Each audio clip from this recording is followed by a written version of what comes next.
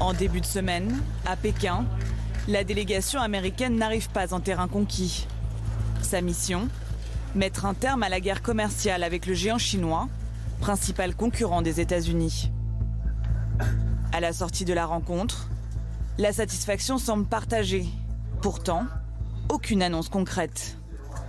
Les questions structurelles ont fait partie des discussions. Les négociations ont progressé, elles ont amélioré la compréhension et jeté les bases de la résolution des inquiétudes mutuelles. Le président américain affiche également son enthousiasme. Les discussions avec la Chine vont très bien. Début du rapprochement, il y a un mois au G20. Pour la première fois depuis la crise commerciale, les deux géants économiques, face à face, assis à la même table. Ils décident d'une trêve, 90 jours pour sortir de l'impasse. Les deux parties vont intensifier les consultations en accord avec le consensus trouvé par les deux chefs d'État. L'objectif, c'est de ramener les relations commerciales à la normale le plus vite possible, pour un profit mutuel et des résultats gagnant-gagnant. La guerre commerciale commence début 2018. Humilié par les excédents commerciaux de son challenger, le président américain décide de taxer les importations chinoises. Première cible, l'acier chinois. Quand j'étais en Chine, je disais au président Xi, je ne vous accuse pas.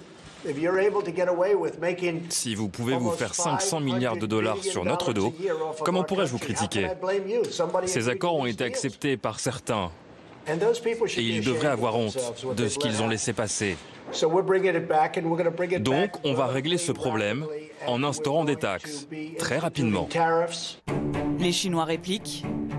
S'ensuit une escalade de taxes douanières qui font trembler les places boursières mondiales. Le FMI tire la sonnette d'alarme. Symptôme de cette guerre commerciale, le recul surprise du chiffre d'affaires du géant Apple.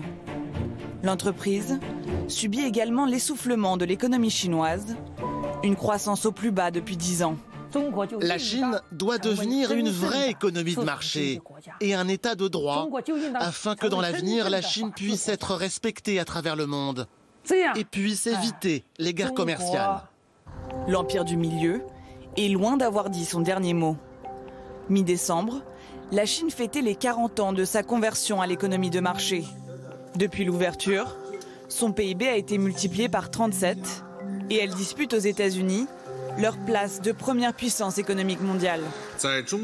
Dans un grand pays comme la Chine, avec 5000 ans d'histoire et 1,3 milliard d'habitants, aucun manuel ne peut être considéré comme règle d'or. Et personne ne peut dicter au peuple chinois ce qu'il doit faire ou ne pas faire. Principale ambition chinoise, le plan Made in China 2025.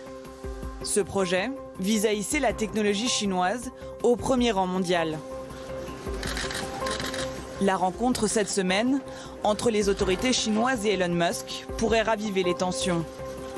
L'entrepreneur américain est venu inaugurer à Shanghai sa nouvelle usine Tesla. La première, située en dehors des États-Unis.